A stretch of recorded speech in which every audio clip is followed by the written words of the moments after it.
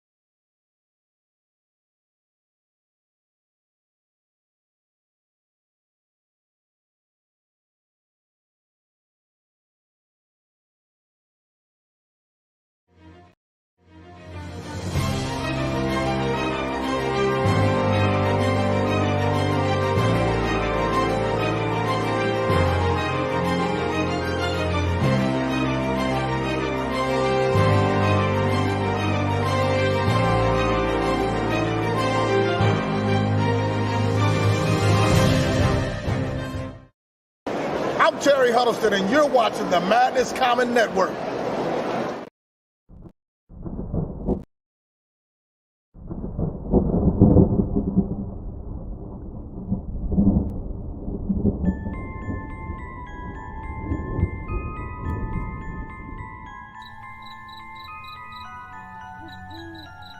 In a world where creatures of myth and legend exist, a covert task force is charged with keeping humanity safe from supernatural threats. And when young Nancy Moon stumbles into the eternal battle between good and evil, she finds...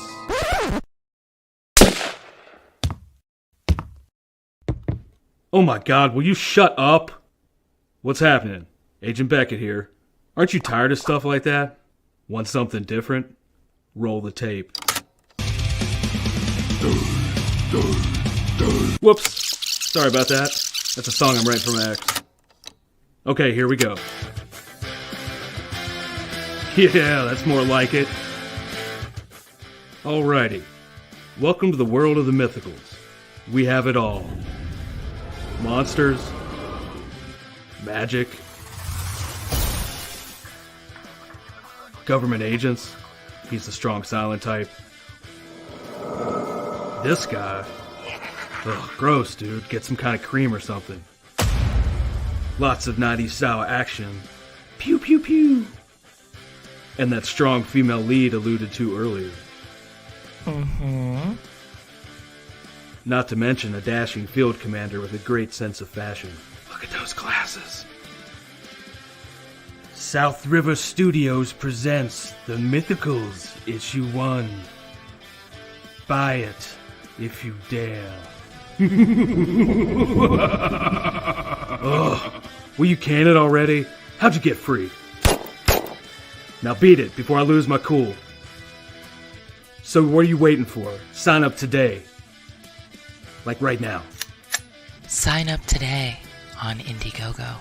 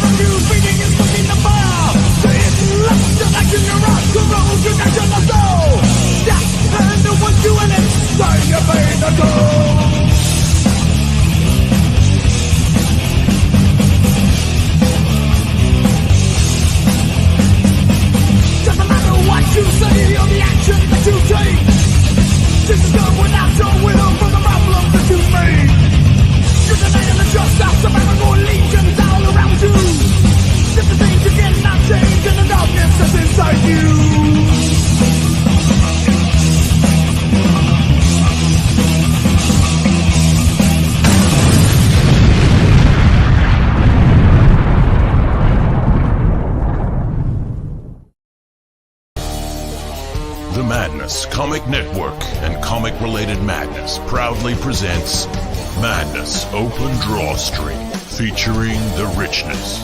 So just sit right down, relax, open your ears real wide and say, give it to me straight, doctor, I can take it.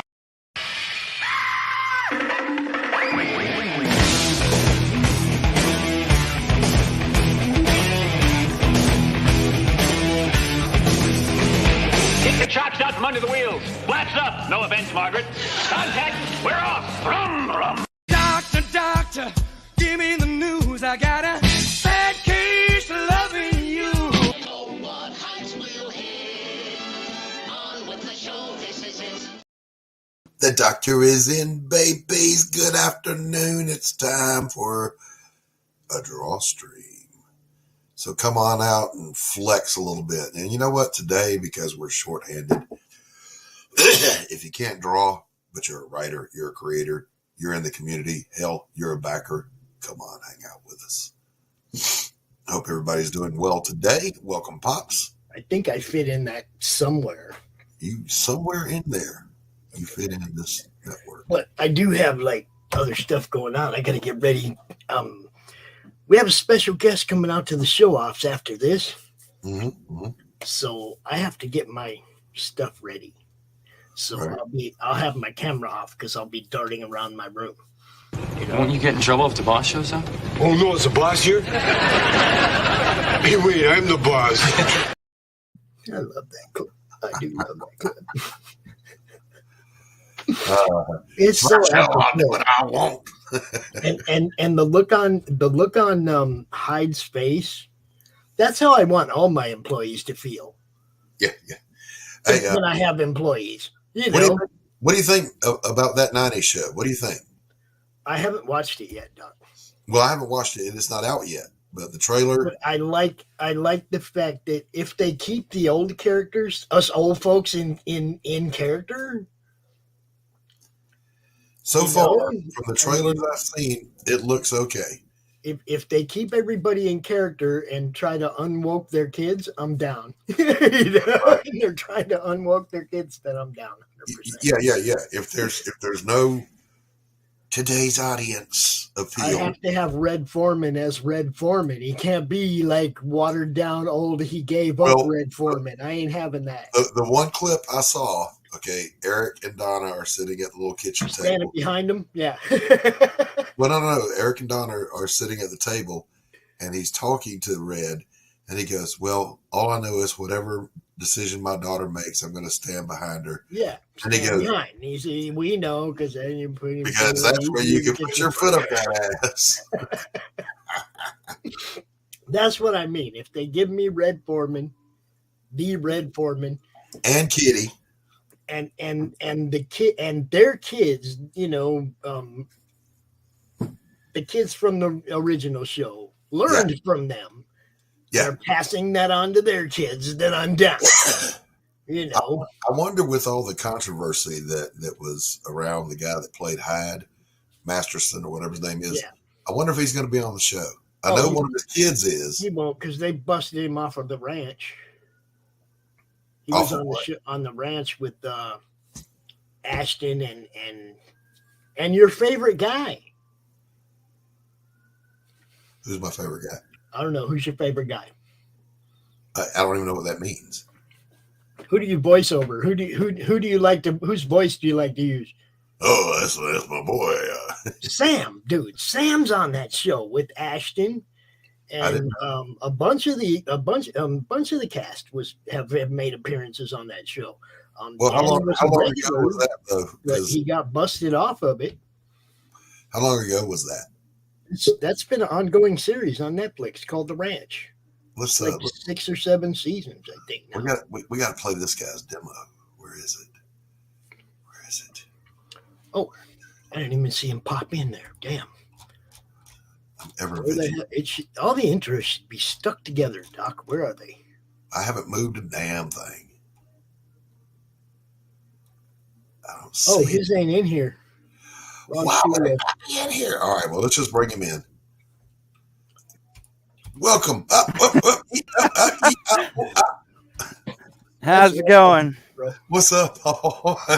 Man, everything is everything. How y'all doing today?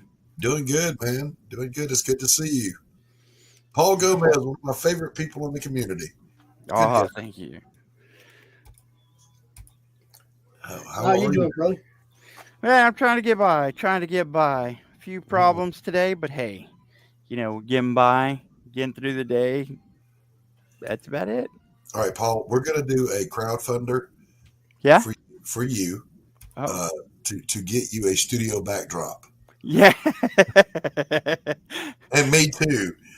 I was backstage with RJ, and he's sitting in his shipping, right. And I saw how he sets up, and I'm like, that is the most slick thing I've ever seen in my life. I need this. I need to get more room. Tell you the truth, I'm kind of like in a corner right here, but I hear you. Listen, let me tell you something. You got the excuse of having a whole horde of kids. I have the empty nest. Okay, we have spare rooms. I want a bigger room for my art. And the wife has drawn a line in the sand and said, "This far and no further." And I'm like, "Oh, we're gonna have this battle." Let me tell you what I tried to do, fellas, both of y'all and anybody watching. It's probably a pretty good lesson of what not to do. I'm like, hun, with the house is all empty and everything, why don't we just set up a nice wide screen back in my studio with a couple of recliners? We can watch TV back there. And she was all in, She said, yeah, that could be cool. And I said, then I can turn the giant living room into my studio. And she was like, no. Yeah, man. We're working on building a room in the back because, we don't have that much space, and it's almost done. But, there's also the matter of getting stuff in there and things like that too. So yeah, one of those things. It is. It's one of those things. There's as I've gotten older, and Paul, you're not far behind me and Pops, okay? So, but as you get older, you realize the stuff becomes less important. Yeah. And the space becomes more important. I need elbow room. Yeah. I don't want to be closing. This is a painting studio. There's nothing in here set up for drawing, okay? And I refuse to remodel it for drawing, okay? I'm not going to put a draftsman table back there. That's my easel. I'm not doing that because I'm going to be painting again. So I sit at the dining room table to draw. And y'all, I was hoping that would make the wife go, fine, just take over whatever. No. Not so much. No, it's not working. It's not working. No, I got to find places to draw, and basically all I got is my little clipboard right here. So usually I'm like, trying to find a seat somewhere, where people ain't jumping on me. Go to the hardware store, get a sheet of masonite, have them cut you some 16x20s, perfect drawing boards, portable. Go anywhere, get you some clips or some tape, and you're groovy. All right, so check this out. This is my latest drawing. All right, here we go. Bam. I don't know if you can see that. No, you got to darken some stuff up. Oh, I see it now. Looks good. Paul, there's a thing that if you just stick with it, you're going to get there. Yeah? You're going to get there. I hope. You're going to get there. This man couldn't draw a lick. I really couldn't. And now he's drawing. So it's just a matter of, do you want to? Do you want to draw? If you want to do it, you can do it. I'm telling you. And, one of the things is I don't have like a scanner or anything. So whenever I'm taking pictures, it's just off my phone. And my phone's beat up to heck. I don't know about y'all, but mine is all cracked left and right. So anytime I take a picture, it doesn't show anything at all. Hold on 1 second there, Paul.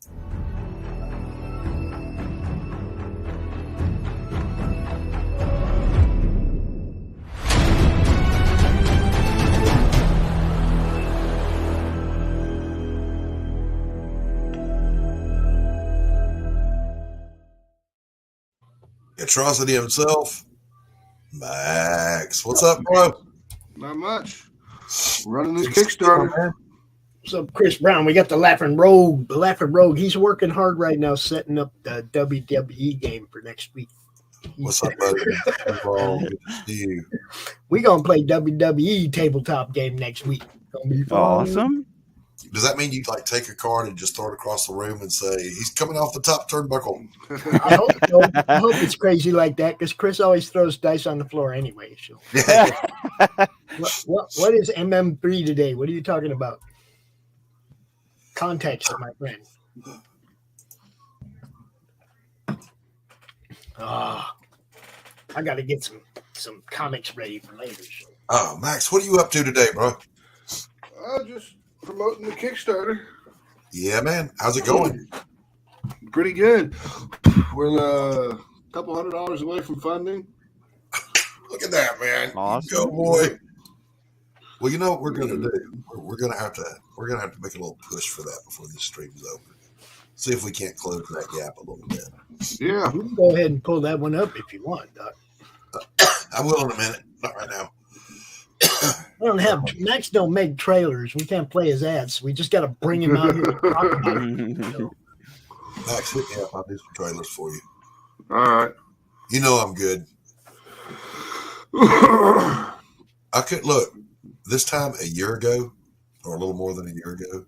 I was literally hitting up some friends of mine. One of them died since then. Damn. Please edit something for me so I can have something.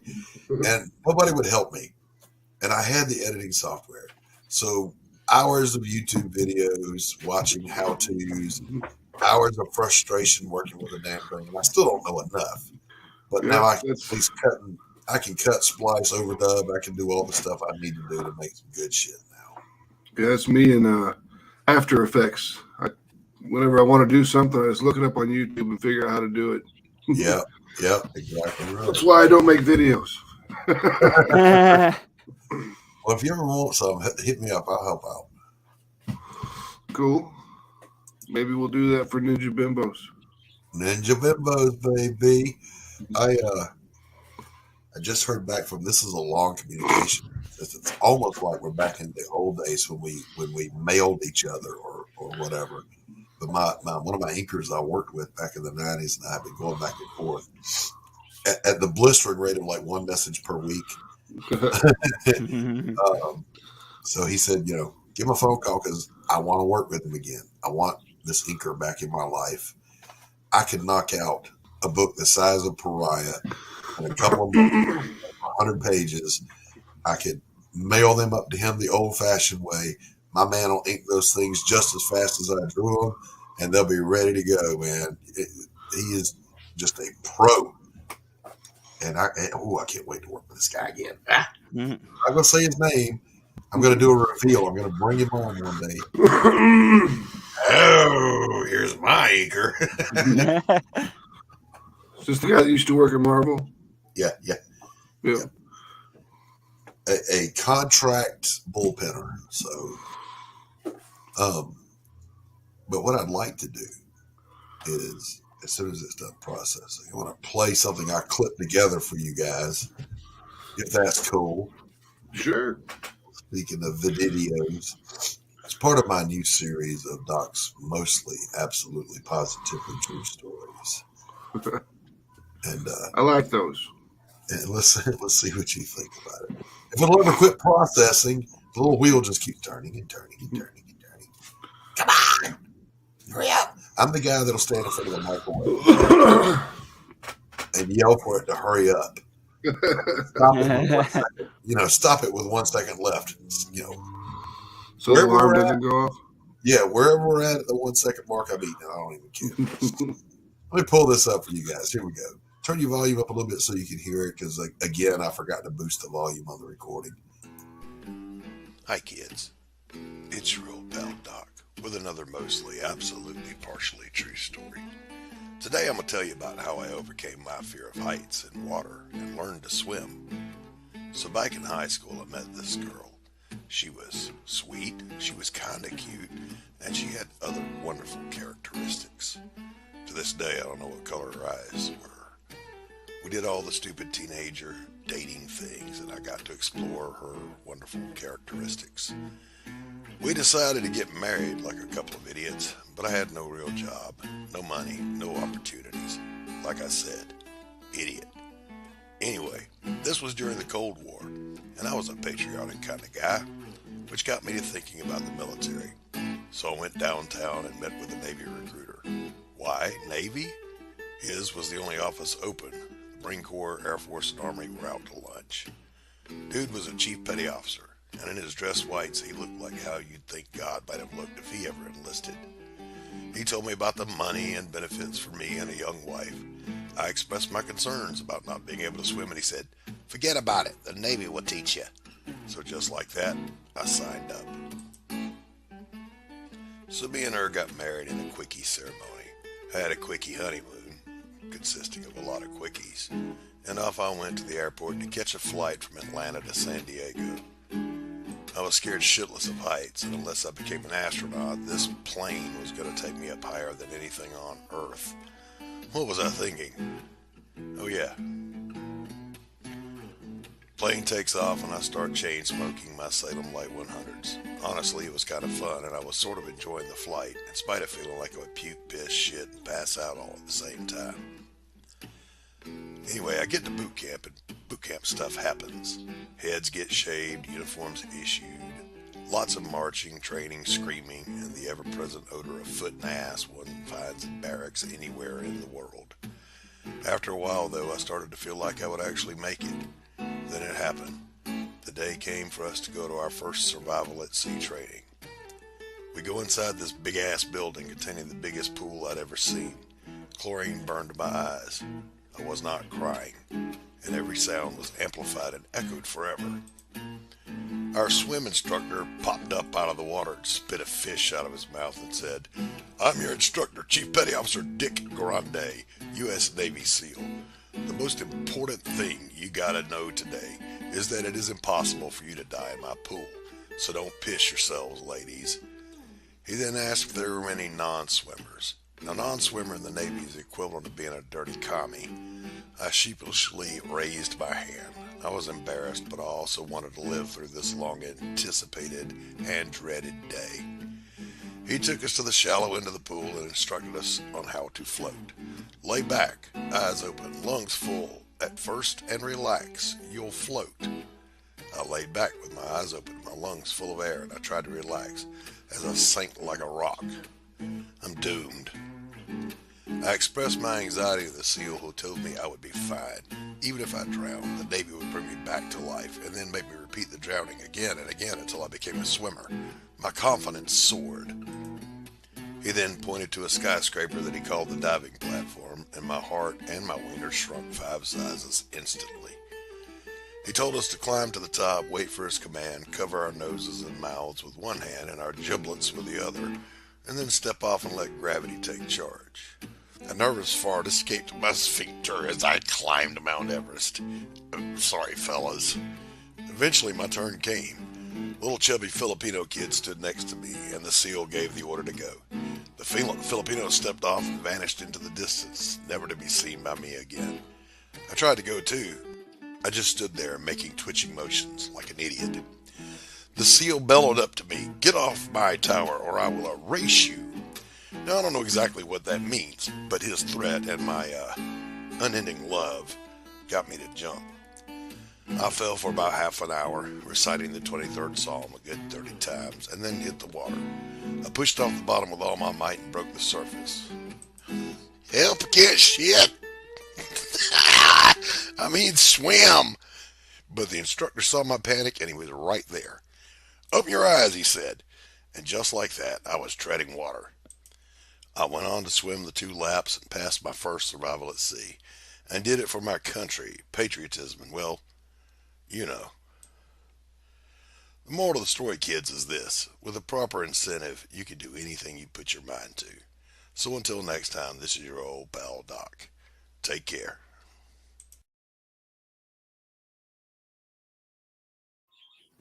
With the proper incentive. I like how the swimming instructor's name is Dick Huge. Grande. Oh man, and that is, by the way, an absolutely true story. Next week's might be a little different. We'll see. I say week. I was only going to do these once a month, but that one was just like in my brain to do. All these images kept popping in my head. I'm like, I got to draw this. Drawing it with a mouse, makes it look like terrible. So that's good. Hello, Comic Chat Authority. Good to see you. But those things are fun to do. So yeah. So we're going to do a little shilling here in just a minute, but I don't want us to feel like that's what we're doing here today. This is a DrawStream. Paul is drawing. I have some drawings. I'm not set up to draw on camera. I'm not either. And I was like, what exactly are we drawing today? So I just figured I'd draw a Popeye. I don't know. You were talking about sailors, and I was like, I hadn't drawn Popeye, so why not? There you go. So Glenn Fleming and I, you guys know Glenn, we were kicking it somewhere on a stream, and somebody jumbled our names together. Doc Fleming. Yeah. And both of us went, oh, and suddenly had an image pop into our heads, and a backstory was born within 5 seconds. And so I'm doing some rough sketches of Doc Fleming, international man of mystery, fighter, and his trusty sidekick, whose name I don't know, but he carries a Winchester 1897 trench shot. Just this is what happens in the mind of a writer/artist when an idea happens. Like, you must act on it now. Oh yeah, you gotta do it. You gotta jump in and take advantage of it as soon as you get the chance. Yeah, you got to at least get something down on paper. Yeah.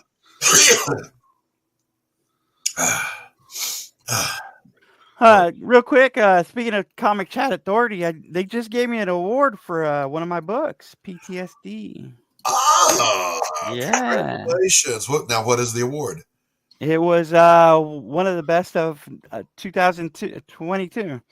They were doing the best of for the year. They handed out about 10 of them, and they had such great things to say about my book, and I really appreciate them. Oh, that's outstanding! Outstanding. Glad to hear it. Paul going beast mode. Max mode. Meanwhile, Doc just keeps putzing along. You got yours coming, don't you? Oh yeah, we're launching in February on the home stretch. I was thinking. I think the last time we talked, I said, I've only got really 12 pages left to finish on the edits to make the story flow as we break it into 3 parts, right? And then I came back here and I was looking through pages. Like, I don't even need that many. Shit. So we'll see. But there's still one scene that I have to do in order to move it to book 2. It has to happen. And I'm kind of looking forward to doing that one. But at the same time, it's like, God, man, won't this ever be over? Can I get out the door?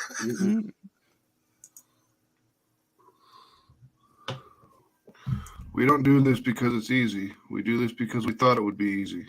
That's right. Man, if someone had told me beforehand, man. Woo. Do a little project at home. Why not make it a comic? It'll be fun, they said. Yeah. Liars. Now, I did come into this with the experience of knowing that it's a job, but there were some misconceptions on my part. Like, not me. Here was my misconception. Oh, I don't have an inker. Well, I can probably ink as fast as I draw. No. No.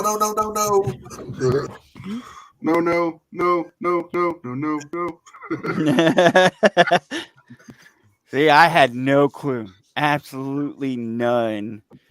I'm gonna have to switch to my headphones so I can turn the air conditioning on, because here in Georgia, it's wanting to be hovering near freezing at night and then near 70 during the day. Yep. It's just, I hate winter. I hate it. My precious hates it. I remember In Kansas City, it's like in the morning you got to use your heater, in the afternoon you got to use your air conditioner. Yeah. Literally bipolar. Literally bipolar. How dare you? Shut up, Greta. It's all your fault. Oh my gosh. Hey, can you guys hold the fort for a second? Let me switch my gear and refresh my coffee. Yeah, not a problem. All right, I'll be right back. Paul, let's get you pulled up. Go ahead and share your campaign. I know you put it in private chat, but on my end, my audio sucks when I do that stuff, so you bring it up. Oh, I don't got anything except for the pre-launch thing, so there's nothing really to add. I was just putting the link up there. Oh, okay. All right. Well, then we'll drop that here directly, and we're gonna have to get on the ball here. And I need to start Doc's promote. What would I call it? Audio visual promotions. Yeah. And make videos and logos and whatever for other people's campaigns. Paul, walk us through this while I go and refresh my beverage, sir. All right. I'm sorry. Max. Yeah, Max. I was going to say, come on, Paul. Let's do it. Yeah. What do we got there, Max? This is book 4 in Mary Machine Gun's first story arc. It's the end of the story arc. So we get to I finally get a complete one story arc. I've always done one individual books, but I've never done a whole story arc before. So this is exciting for me. Right. With this book, Mary's fully recovered from her battle with Charlotte. She continues training with the Valkyrie. She must be at the top of her game to confront Charlotte and put an end to her killing spree. Ophelia continues her dominance over Charlotte while also setting into motion her plan to finally defeat Einar and take control of the Order. So there's a picture of Mary in her new outfit right there. Looking badass with her new rifle and stuff. Mary's a member of the Templar Order, tasked with hunting supernatural in order to keep humanity safe. After destroying a vampire, she is tasked with going undercover in a small town in Kentucky, this time to hunt an entire pack of werewolves. While she conducts her investigation and hunt, she finds herself surrounded by not only the evil of the supernatural, but the most evil creatures of all, mankind itself. Will she accomplish her mission, or will she fall under the spell of evil that seems to permeate humanity to its core?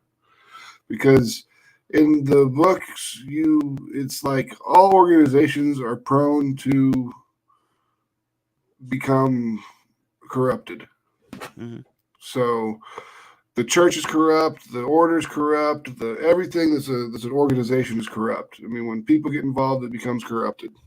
So you basically got to base it off real life, huh? Yeah, pretty much. We got some pages here. We got the first 7 pages for free, as always. This is a 40-page book, full color, 40 pages of story. They start out in the summertime with Mary and the Valkyrie training. And then Mary gets her ass kicked by the Valkyrie over and over and over again. Because Mary may be 100 years old and trained for a long time, but the Valkyrie's been training for millennium. So right. And she keeps trying to teach her how to train her battle focus. And Mary, she helps her up, and then they go back to fighting. And then we cut to Charlotte, who has just she drank from the Amaranthian pool, and she swam in the Amaranthian pool, and that has turned her skin gray, and she's very upset about the whole thing. And her boss, Ophelia, is like, "You're questioning my motives now?" She's like, "Questioning your motives? I question your sanity." There's a smack for her. She says, "I'm hideous."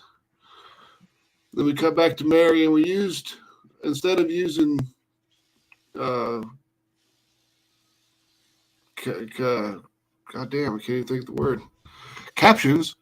We let the visuals tell the story. See, the leaves have changed colors to brown. The mountains aren't as nice looking. So changing the seasons as they're still training throughout the year. Then we cut back to Charlotte and Ophelia, and she's like, "You're not hideous. You're super, super attractive. I love you." And then there's the first kiss in a Mary Machine Gun or an Atrocity Press book at all. Smoochies. Wow. But listen, hold on. I got a comment here for just a second. Okay. That does speak to a woman's point of view. You know, I'm hideous. Because, listen, all right, Star Trek proved with green women and blue women that men don't give a shit what color your skin is. It's are you hot or not? That's it. How well do you look? And then we've got our covers and our variants. Their standard cover here is by Fern Cord, the interior artist. It's Mary firing off her new rifle with the lightning bolt capability. I love the flaming wings and the color in her eyes and everything. I do too. That looks amazing. And I always love that standing down pose. Yep. The camera's looking above them a little bit. I was going to say too, Max, like as we speak, what I am currently working on is my character's training. Mm-hmm. It is hard to draw a training montage and make it interesting. and make time pass. Mm-hmm. It's hard because you don't want to. Okay, now I'm doing this one thing. Now I'm in the house combing my hair. Now I got to go back out and I'm doing more stuff. You know, it is really hard to show the passage of time unless you just do it as one big double-page montage or something like what you did, which is show the leaves changing color. That was brilliant. Yeah, brilliant. I thought it was a good idea. Yeah. Cover B by Mariah Benez. Mary's very happy about seeing her gun. Yeah, she seems pleased with her weapon. Yeah, there's something about this picture that just draws the eye. I don't know what it is. We're straight to the gun. Right. What gun? She has a gun? There's a gun? Oh. And there's LC Freetast's first cover. He's got 2 covers in this set, but there's the first one. Now, did the cover artist color their own, or did your colorist do all the covers? We've got different colorists for different people that have done different things. Like this one's done by B. Navarro. The colors are. This is done by, I think, B. Navarro also. Okay. And this one was done by Fernando, completely all him. Pencils, inks, and colors. Nice. Then we've got Fabio Sameo. Mm-hmm. He did that. And then I think that one's colored by Adam Ramos. Got a little image feel to it. Yep. Definitely. Early image. Then we've got John Royal and Ula Moss with Mary and Valhalla. Looks fantastic. I mean, Ula Moss's colors are always just smooth as hell. And John is just top of his game. Fantastic colors. We've got Diego Bernard's cover, which is like it's not an homage, but it reminds me of X-Men comics from back in the day with like Magneto flying above the X-Men. Oh yeah. Face-offs. Yep. Face-off covers. And Gardinio did one with Mary and the Valkyrie Carol. Nice. And then we've got Karen Nicole's cosplay cover. It's the Virgin variant only. Hi, Kara. How are you? Nice to meet you. And if you grab that cover, you get 3 more prints of the same photo shoot. So does that include a not safe for work one? No. Damn it, Max. Damn it, Max. Now, look. I got to say this at this point, Max. Yeah. I had beaten you to that, but then my model got incarcerated. So. Oh no. Yeah. No violent crime or anything. Just turns out you can't really write checks when you don't have money. Oh yeah. They don't like that. They frown upon it. Is what it is. And there's LC Freetast's second cover. Nice. It's got the nice apple bottom, which I like. Hail the Lord! Hail the Lord! Our not safe for work cover is Charlotte on the St. Andrew's cross with Ophelia being the dominatrix. Okay, because they like to cuddle. That's what we're seeing. Yep, that's what it is. That's it. And then if you buy the not safe for work cover, as each $1,000 is raised up to $4,000, we release one print. So we release this print. Oh yeah. Of Carol. Oh, yeah. We've released this print of Charlotte. Now, see, Charlotte, just because you're gray doesn't mean we won't love you. Okay? Exactly. Just saying. And then this one of Mary is done. And then we get a couple $100 more, and we'll release this one of Ophelia. There it is, ladies and gents. There it is. And then we've got our Atrocity Press calendar as an add-on. Oh, you fucker. I was doing a calendar too. Oh, Max. We used to do a calendar every property. So it'd be like a Mary Machine Gun calendar, a Human Hunters calendar, a Ninja Bimbos calendar. But that's just so much art to do every time. It is. And we decided not to. We just decided to we're like, well, we've got all these women. Let's just compile them all into like an Atrocity Press calendar. And then we could just use that all year. There you go. And I want to get with you backstage about who you produced that through. Okay. Because I'm still doing the calendar, but it's going to be for book 3. Yep. I'm not going to do it for books 1 and 2. Going to ramp up. Yeah, that's the way to do it. Then you can get Mary Machine Gun on digital. You can get a naughty version or the safe for work version. People ask for the naughty version of the digitals, and we put them available, and they bought them. So obviously they want them. There you go. There it is.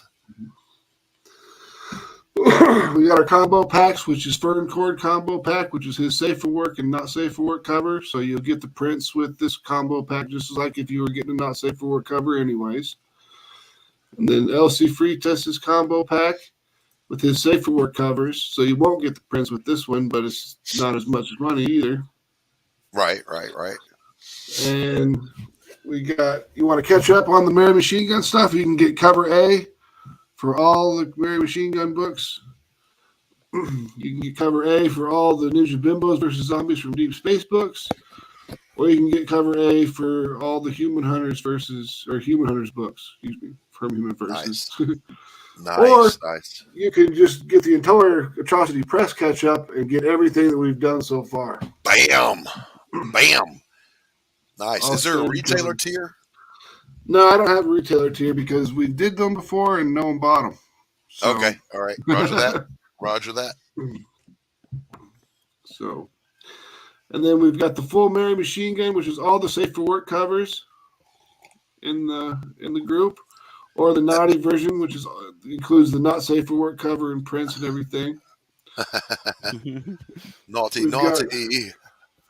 We're doing a thing with Big Dog Inc. this time around where we launch at the same time. So if you back his project physically and our project physically, you get this mini print of a crossover between his Naomi character and our Mary character. Oh, check that out.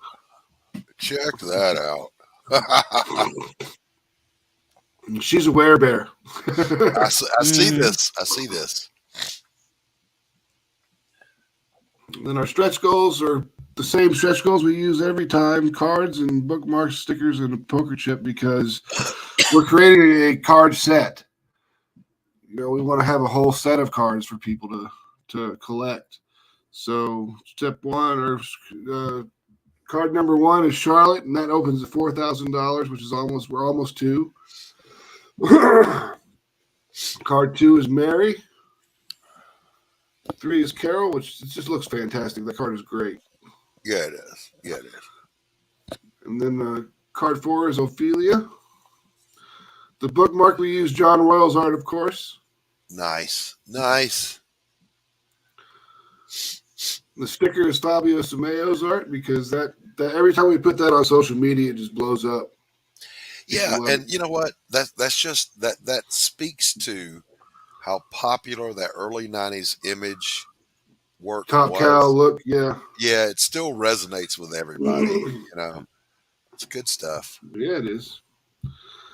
And then we use John Royal's art for the poker chip. Oh, there it is. And the comic book is done. We finish everything. We only have to find the printing and the shipping of the books, and then anything left over is just paying ourselves back from producing the comic. Darn right. That's exactly what I'm doing, man. Yep. And we print in the USA with Comics Wellspring. Yeah, man. So, what is not to like about this campaign? Hell, what is not to love? You got it all. You got hot chicks. You got a little kissy. You got a little light S&M. You got machine guns. You got swords. You got hot babes. Printed in the USA, and the shit is already done. Exactly. we went balls to the wall on this final campaign for sure. And it shows. It shows, bro. I can't wait to get my complimentary copies. I'm just saying. It's just awesome. I'll send you one. All right, rock on. And I'll send you one. All right. Are you done with that, Max? Yeah. Okay. Let's pull it on down. Oh, look, Max's empty chair. He went to go finalize the comic. That's what he did. He had to get a Coca-Cola. Look, I have nothing but admiration for Max because he and I smoke too damn much and we drink sodas when we shouldn't. Yep.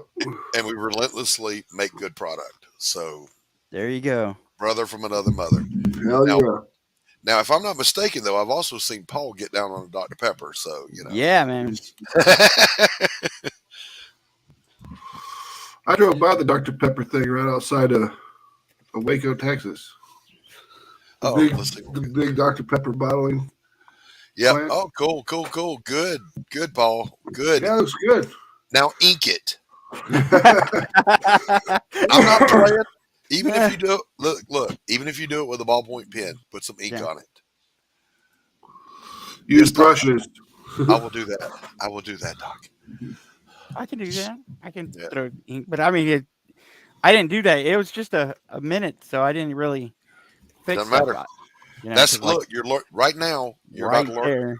You're learning. It's probably the worst thing that I did. Yeah, if I was doing this for someone or really trying, I would erase that and try to work on it for like 20 more minutes. Look. You're about to learn the process. Okay. You have now penciled and it's semi-rough to smooth. Right. And now your inker has got to get it across the finish line. Yep. And that's a great working relationship. Like when I was penciling in the 90s, I've shared this story before, but it's absolutely true. I'll tell it again. I hate drawing man-made things, buildings, cars, all that shit. I hate drawing them. And some of it just overwhelms me. I'm not even gonna lie. I can draw the buildings in perspective and I can do all that. Cars for me always look like some shit a fifth grader did on notebook paper. All right. So my writer / publisher sent me a script, and there's a splash page, and then there's immediately a 2-page spread. And the 2-page spread is her, the heroine, overlooking a parking lot filled with cars and a big gospel building. And I literally went, oh no.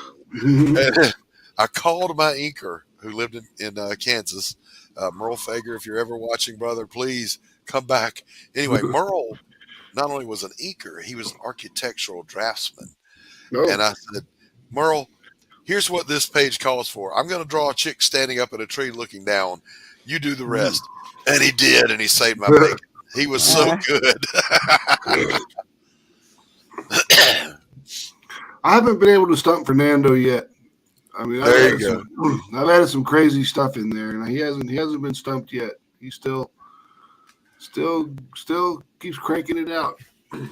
Now, how frequently do you talk to your team? Actually, talk to them?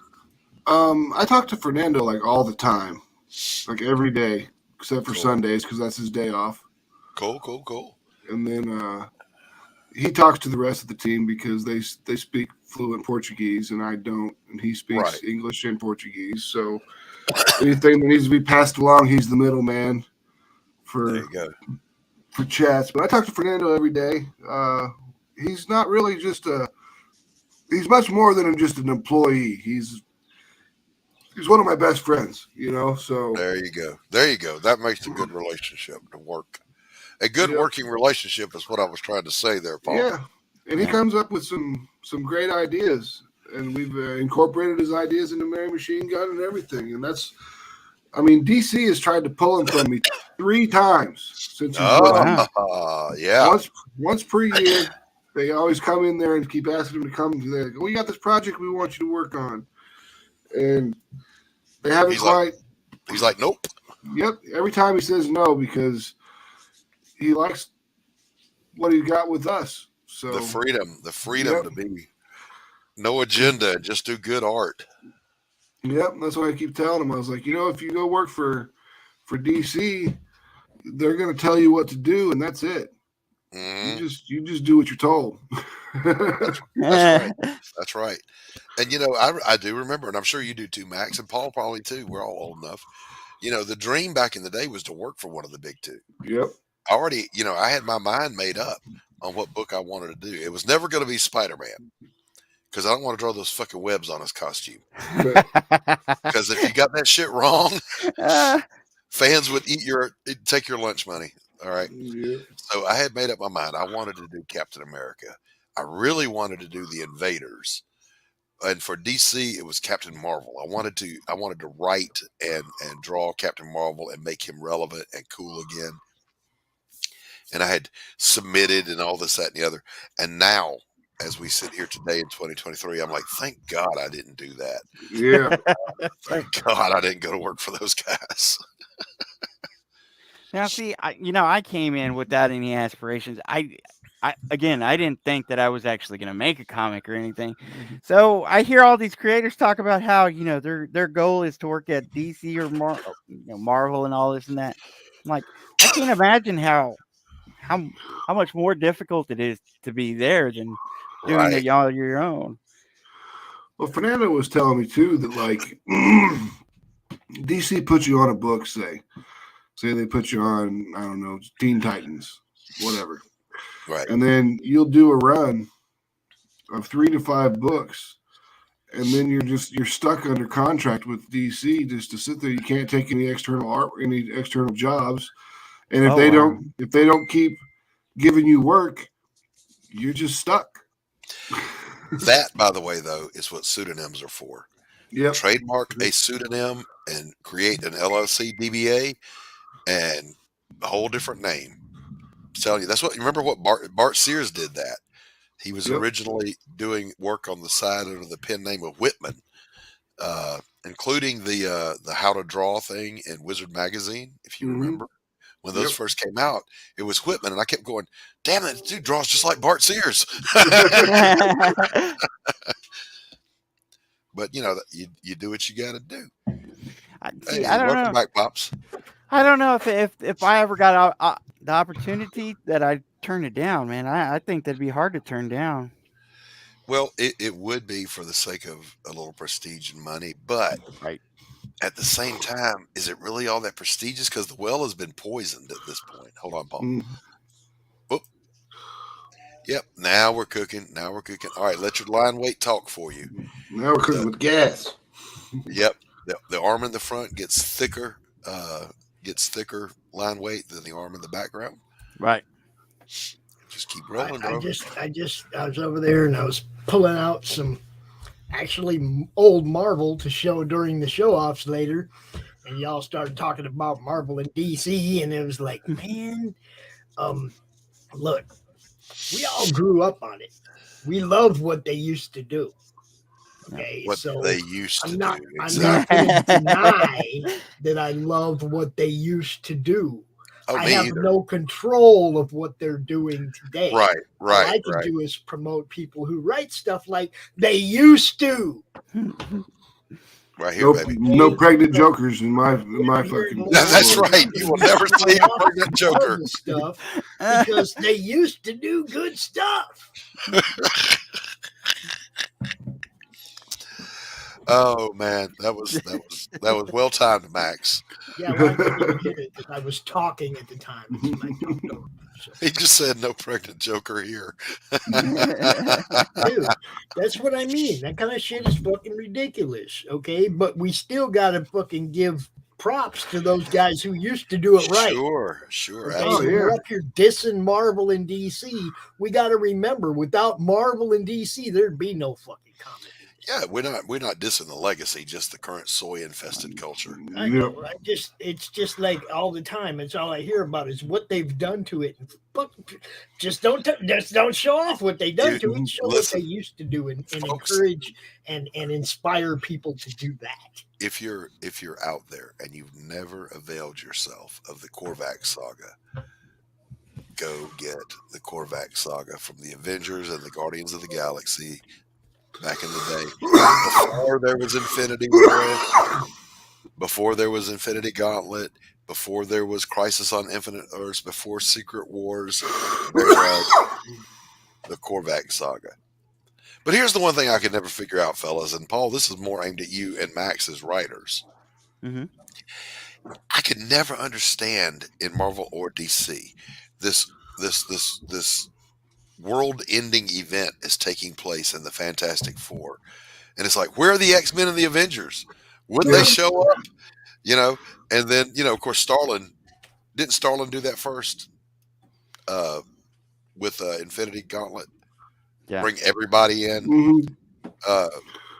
And same with the Korvac saga. They have the Avengers, and I mean a fuck ton of Avengers, and they have the Guardians of the Galaxy. And I'm like, Spider-Man would be there, the X-Men would be there, the Defenders would be there, the Fantastic Four would be there. Everybody.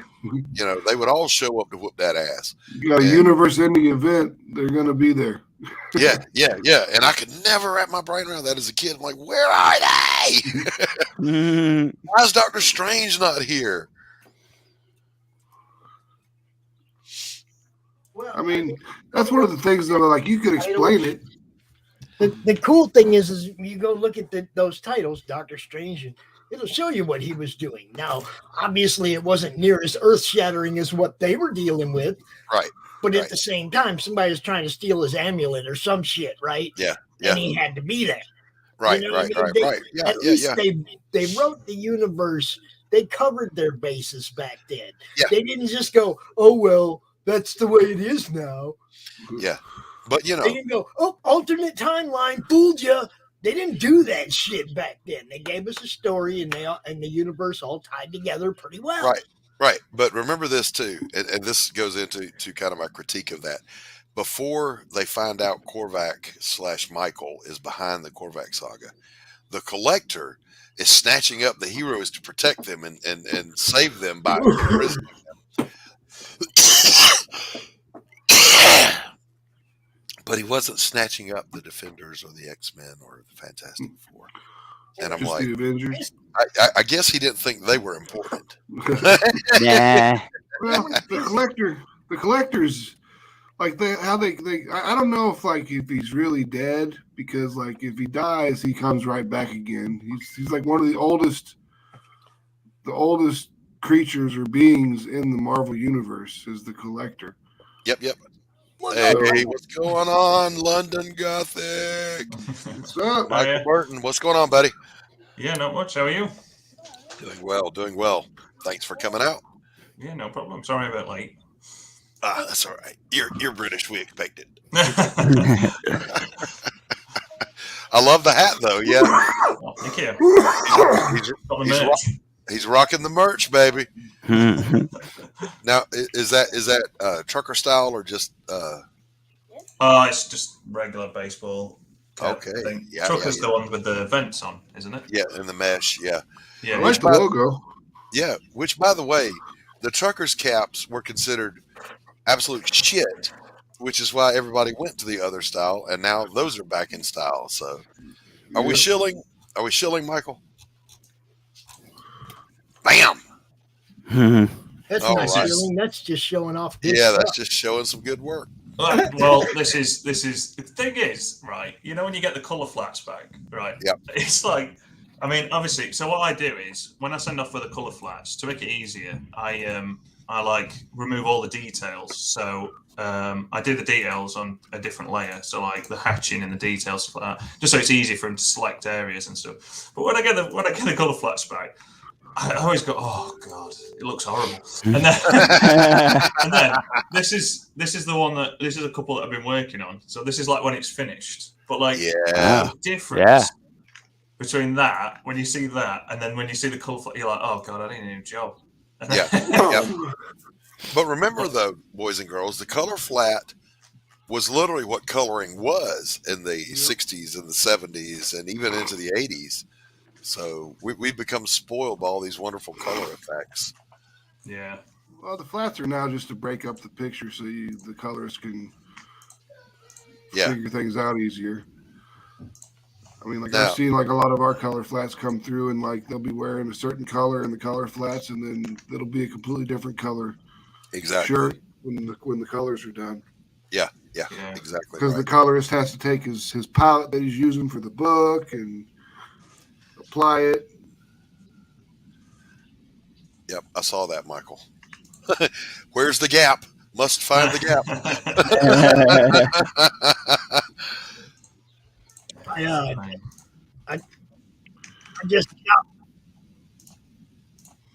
I just dropped a wrench on Hail the Lore, so you can drop your link to your channel and whatnot, my friend.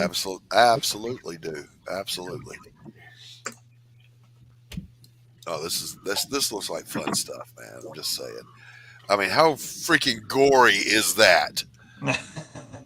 Dude, I've read the first book. I know where this is going. I'm trying to find. There's one. I ain't got one up at the minute, but yeah, obviously all the colours are going to change. So you can see his body a little bit better on one of the later ones, and his skin's boiling. Like, oh my god! Oh my god! Oh my god! Oh Lord, have mercy! Set him on fire. Oh god! It's weird. You know, when I share my screen. Right, it's not doing it much.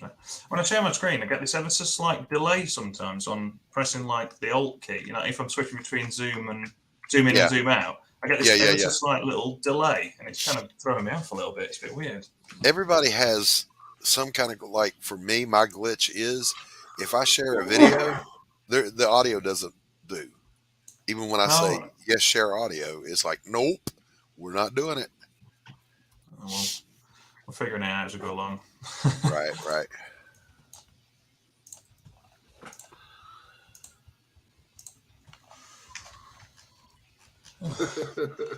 Redlands, amen, and pass the ammo. What really needs to happen, I've said this before, and I don't know why I don't get a more enthusiastic response. What the mainstream comic industry needs right now is Jim Shooter. Yeah. Jim Shooter would walk in with a baseball bat and a stack of pink slips and say, "What the hell were you people thinking?"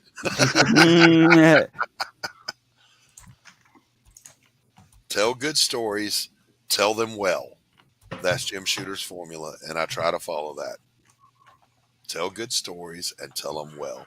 Take your politics, your agenda, and your message and shove it up your bungholio. I want to jump in here real quick. Look, Hail the Lore is a very new YouTube channel, like very new. Okay. Nice.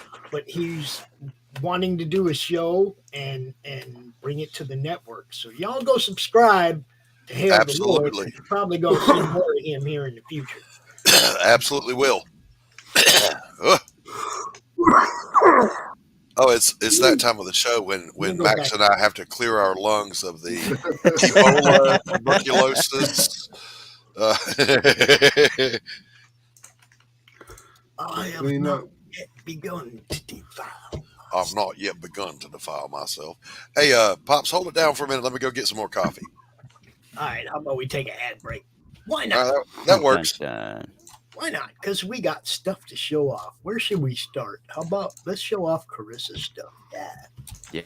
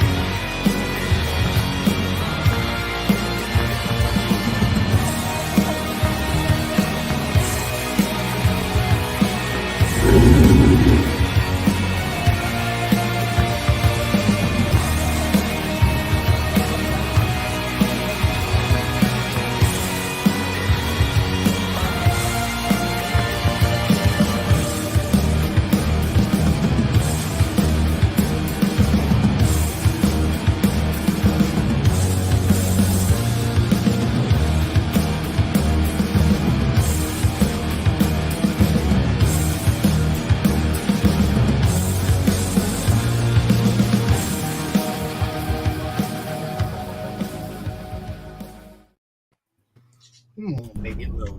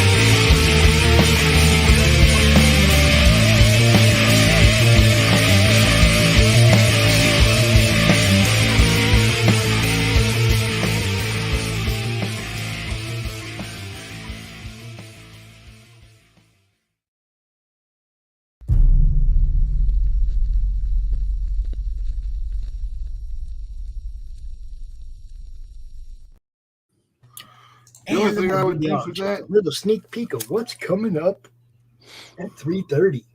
Daredevil. Oh, look at that. You know the only thing I care about Daredevil is his electric shit. The 6-gun gorilla commercial, that last one there, I wish they would have the voiceover where he says, a very big ape with very big guns, blowing very big holes, very bad people. Because I love that was good voiceover. stuff, wasn't it? O'Brien's got a good thing going on over there for sure. 6-gun gorilla, if you ain't seen it, you're missing out. That's all I can say. I've got 1 through 8, and they freaking rock, dude. They rock. It's good stuff. What did you guys think of Hojo's trailer? Carissa, we just played your ad. Imagine that. Hail, Carissa. What did y'all think of Mojo's trailer? Oh, man, come on. That's great. Come on. Will you shut up already? I love it. Aren't you sick of stuff like that? That trailer is definitely top notch. Dude did a great job. You missed it, but we played it, baby. That's what matters. And Carissa, the link is in the group. If you want to come on in and hang out for a little bit. I would love to see you. Carissa's always fun to have on here. I gotta say, she brings a little sparkle to a bunch of dull ass old guys. Not Michael, not included. He's a dull ass young guy. Well, I don't know. I'm getting there. I feel old. That's for sure. All right, she says sure. 1 second. All right, girl. You're only as old as you feel, and I'm 100. I'm gonna date myself. Got that right. Doc, check this out, dude. Look what I found when I went to dig out some Daredevil books. Tell me. Oh, look at that. Very cool. San Diego, 1971. Yeah, man. Yeah, I can man. almost promise you there's not a song listed here that you've ever heard of. Right. Like, well, yeah, that's like buying pre-Stevie Nicks Fleetwood Mac. Dude. It's like, what's the point? Boy, 1971. Wow. I'm going to go listen to this after our shows today. He's in your cabinet. Well, got it from the dollar bin, too. My agenda is as soon as we're done here, I will be talking to my inker up in New York and locking him in. And then I'm going to draw my ass off for the rest of the day. All right, let me see. I'm going to do the show-off show. I'm going to jam. But,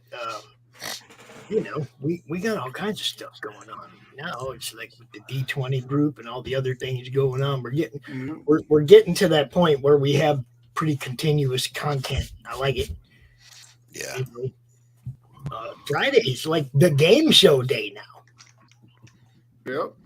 We got our game in the morning and the D20 game in the afternoon, and Seth's going to be bringing Fallout 3. Nice. Fallout 3. The RPG. Right. We're going to start doing that Saturdays at 9:00 come the end of the month. We'll be playing this one. Cool. So Friday's going to be like the Madness Game Day. I like it. Nice. I like the way things are working out. Oh, and one other thing I have to report that arrived safely and sound. Oh, hell yeah.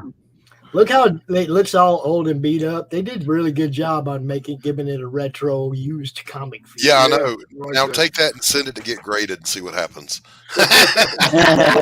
Thinking about that, you send it to somebody and they'd be like, I can't tell if it's fucked up or not. Do you see what I'm saying? Oh, yeah. Yeah, hell I don't even know if that was bent there or not, or there's all these spine ticks that are fake spine ticks. Yeah. You see, it's like, how would a grader be able to look at that and, oh shit, I don't know if this. It would drive a fucking grader nuts, dude. But have you guys? I don't believe in grading anyway because I think that was a scam way back. It's kind of like the beginning of the downfall of the American West comic industry because everything became about collecting, and that's why other industries who are giving people throwaway content or doing better? Let me shoot this link. Comics over used to be Marissa. throwaway content, guys. You know that. Fold it up in your pocket. Baseball hell yeah. cards, you used to take a clothespin and stick them in your tires to make noise when you drove down the road on your bicycle. Look, that stuff All in was the shitty ones. throwaway media when we were kids. Now you always it's collectible items. But I mean, when I was a kid, though, we always collected like. Excuse me. Jose Carissa, check Canseco's rookie card. Check your Facebook Messenger. Like rookie cards were a big deal when I was growing up. I remember that, collecting the rookie cards. You guys had experience with sending stuff off for grading? Oh, Jim O'Reilly, what's going on, my brother? And Carissa. That's what I'm What's up, Hi, Carissa. Hi, Carissa. It's all my favorite people. Worthy chaos. Okay, I'm downstairs. I understand that I'm downstairs. Where's my cover? Jim. Jim, how's the weather over there? Oh. Talk to me, brother. I definitely got to How's what? practice Kickstarter. That's what I'm doing. You guys hear me? Check. Yeah, we hear you. Yep. Turn on the cam, Jim. Hang out with the fam. Who's hiding? I want to know how the weather is. I'm drawing. Okay. So you're not going to see my my head. He's working on my cover. You see. Oh. All right, here we go. Let's see. What cover? Check that out. Can you see Nice. that? Yeah. Dog man. Is that Rabbit? It's the Michigan Dog Man. Looks No. like a Anubis to me. Yeah, it's Anubis. Yeah. I did a second one of them too. I did this. Oh, that's There awesome. you go. Now I can tell. Okay. Yeah. Oh, I could tell before. I know Anubis anyway. Well, see, but Paul draws so light that you can barely see it in the first I place, do. and then you got to I try do. to decipher what it is. Right. You know, Well, I'm give us learning. solid line work. He's like, look, I barely did this. So I can It's because I'm learning to draw, so I need to erase Yeah. it.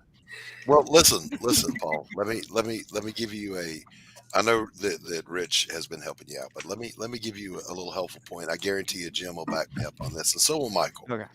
Don't erase Don't erase. until you're done. You just keep sketching and sketching until you get what you want. Then you and pick you out. erase what you don't.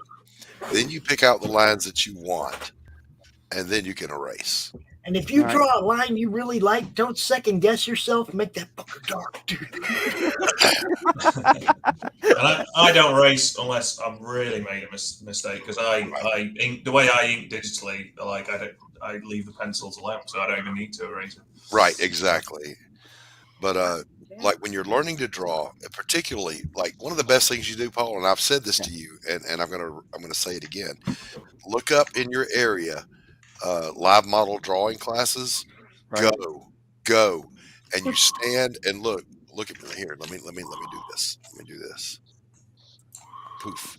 Do not do this, Paul. Look at me. Don't do this when you go.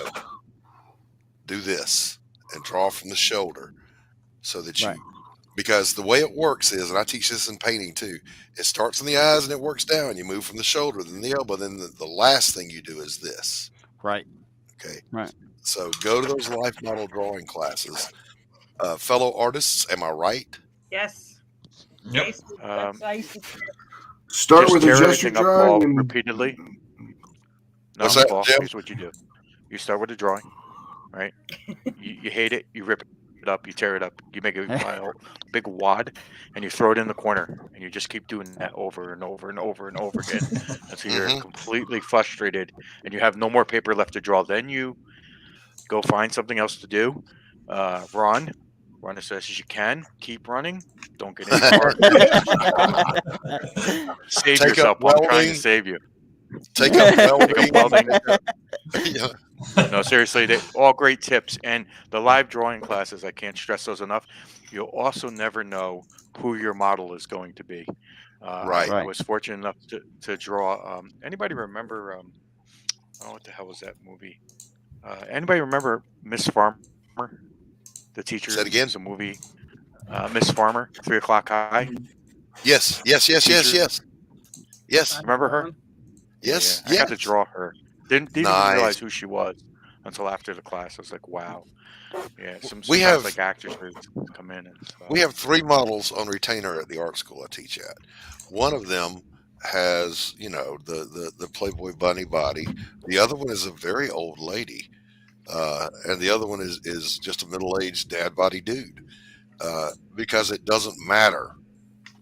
It doesn't matter. And what we typically will do. With a 19-inch wang. What we'll typically do is 19 and a half. Like for the young dudes like Michael, we give them the old lady. So that they look past the bunny curves, and they see the person right. They're not distracted. Yeah. And then for the advanced classes, because really, in all seriousness, the bunny body girl, she can really model. You can name. She knows the names of the poses. You can say, "Give me a Tishan supine," right side, and she knows exactly what all that is. And she's really good at it. So we save her for the high-end classes or for the more advanced classes. But go to those things, man. Go. I mean, don't get me wrong. If I get a chance to, I definitely will. But I got a bunch of kids, so Yep. And look, it doesn't got to be a naked model. If you can get somebody to just fully clothed to pose for you, so you can stand up and draw from the shoulder and do gestural drawings to build your compositions, you're going to be amazed at where it takes you. Hey, like I said, I'm amazed that people can see what I'm actually drawing now. Yep. I mean, because what was it? A month ago, I couldn't draw anything you could make out, anything at all. When I was learning, Paul. Don't worry, Paul. Go ahead, Jim. Oh, no, I was just going to say, don't worry, Paul. I've been doing this for a long time, and I still can't draw anything. So just, like I said, run. Just put down your pencils, run. Just continue. Run. There's when I was young and I was learning to draw, and I mean really draw, not just the doodles we would do and think we were good, I was in art class, and the art teacher, who was amazing, our academy is named after him, and he gave us all a stick of charcoal or a piece of pastel for you to draw with, and I grabbed it and I touched it to the paper and it went squeak, and I went, "Oh!" It made my skin crawl. I was like, "No deal, I'm not drawing with that shit." Anybody been there? Does it make your skin crawl? Oh my god! You go, yeah, I can't. I mean, I have problems touching certain kinds of glass and beach towels, but that always got me. Beach towels? What the hell is wrong with you? There's what the hell is wrong with you?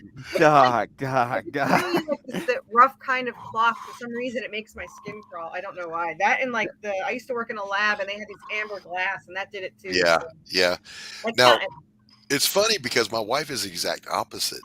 Like when we first got together, I got her a silk kimono. She has never touched it or worn it because she don't like slick. She doesn't like slick. That I like.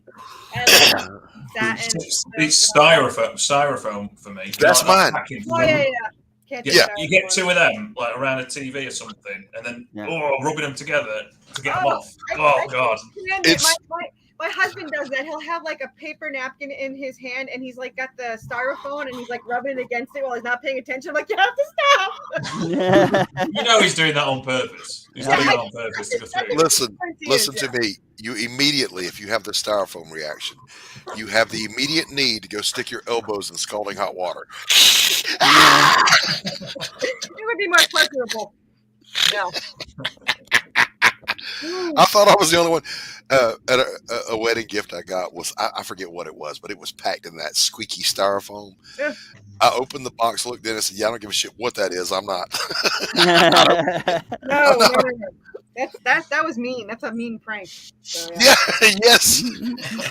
Obviously, this person's not a friend, or they would know better. Right? That's an enemy right there. That's a passive aggressive enemy right there.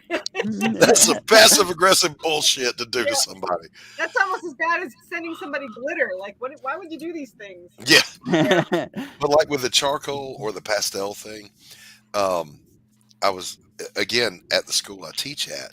One of the instructors, they do the pastels. I won't even go in the room when they're doing that because you can hear it on the paper. And I'm like, I never liked the pastel. I used to sketch for. I think I've said this like in every time I talk to someone. I've sketched for a whole year, and everything was so amazing, and it came out perfect. But I can only copy what I see. Like whatever I see, it looks exactly like it, and I don't have to erase. I took, all these classes, and I passed them all, and then I never drew again. I haven't drawn since high school, so I don't know. well, what are you waiting for?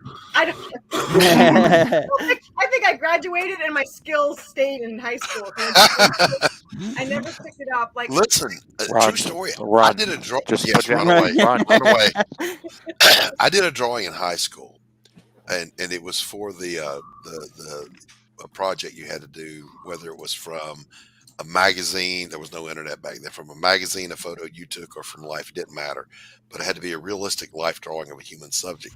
So I drew Paul Stanley from Kiss in that weird pink jester outfit of his. Yeah. And to this day, it's the best drawing I have ever done.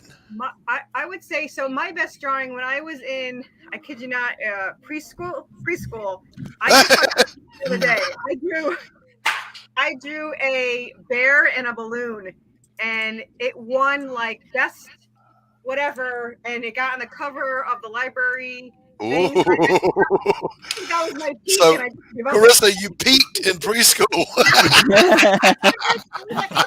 My ex-wife. I'm like, I'm done. I quit. From Newsweek or whatever. So, yeah. My second ex-wife was really good at scratch boards. Yeah.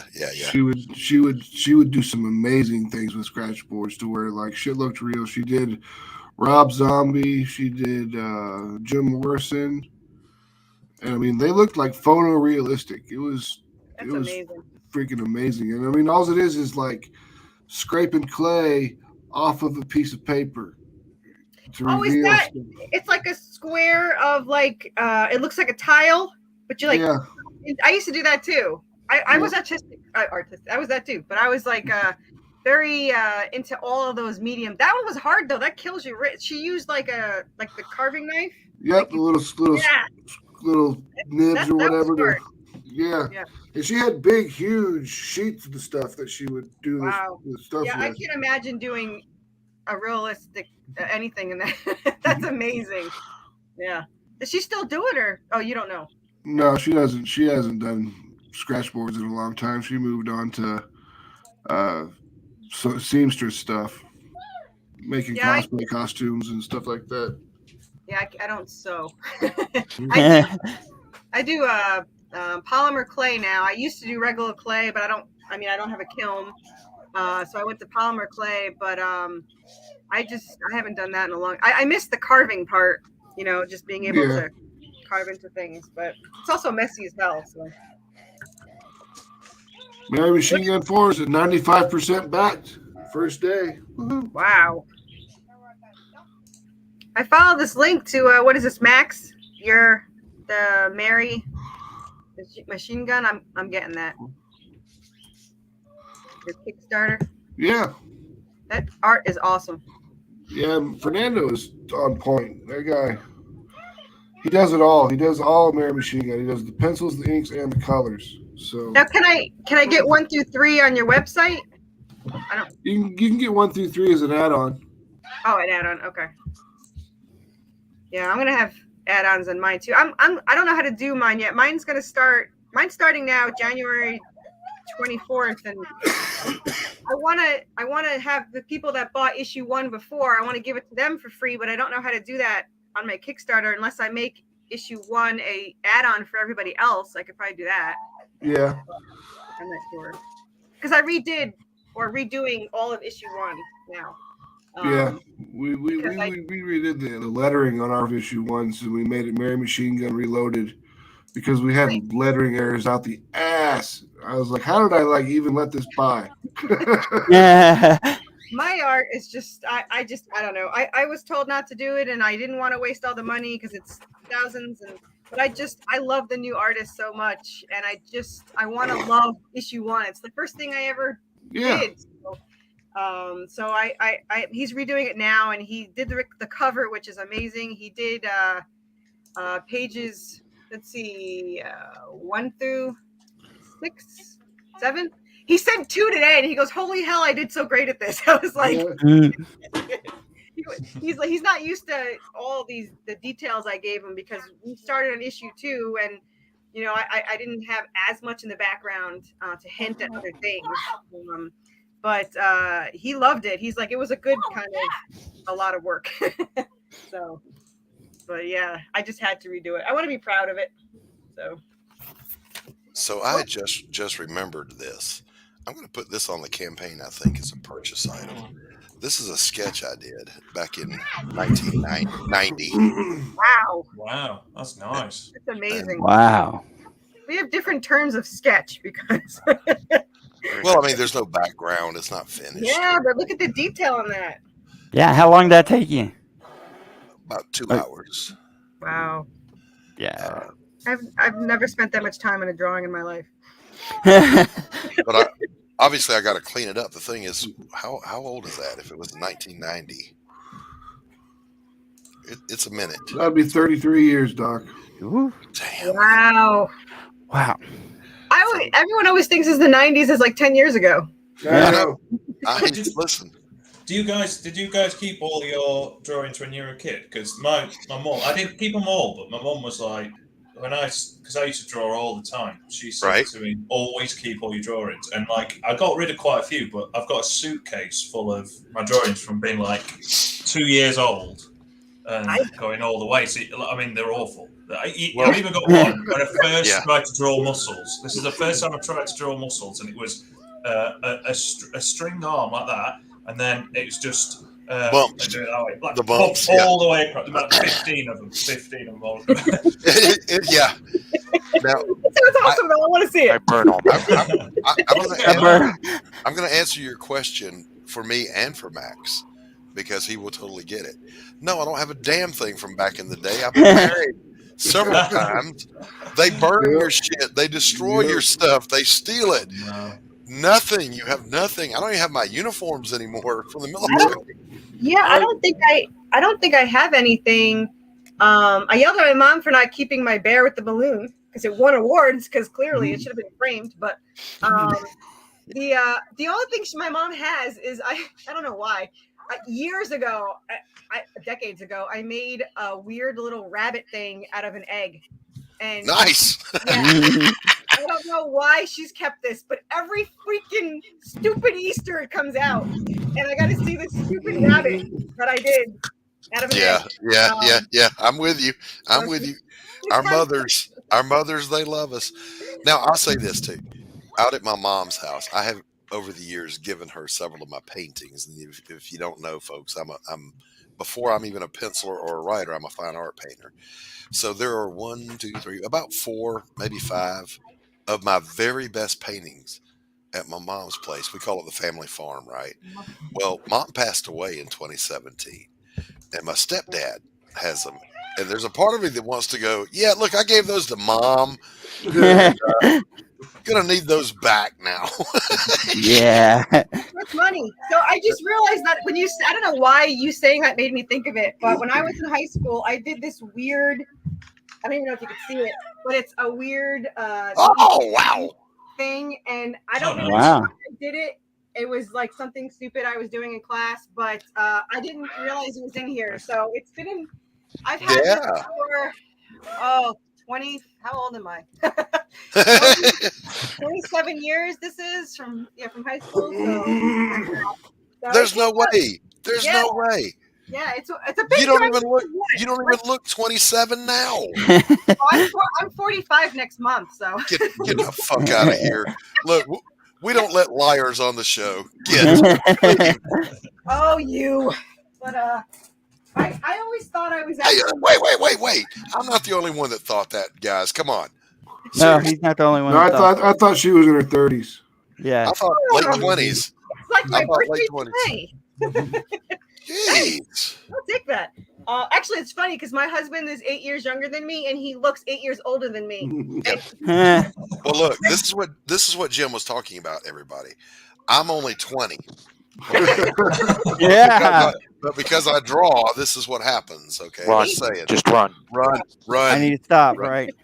Run. Oh, No Paul, more. it's too late for you, bro. What do you mean? I What got, do you mean? I got the writer's, I got the writer's hairline. Yeah. The writer's hairline. I like it. You all look great. Oh my gosh, that is funny. But, I'm yeah. remembering that one. Yeah, I graduated 96.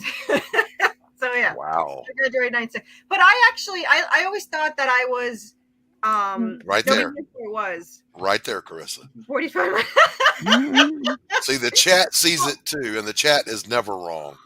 44.9 something, whatever. 26. Don't say 45 too, or maybe I'll look 45 in a month.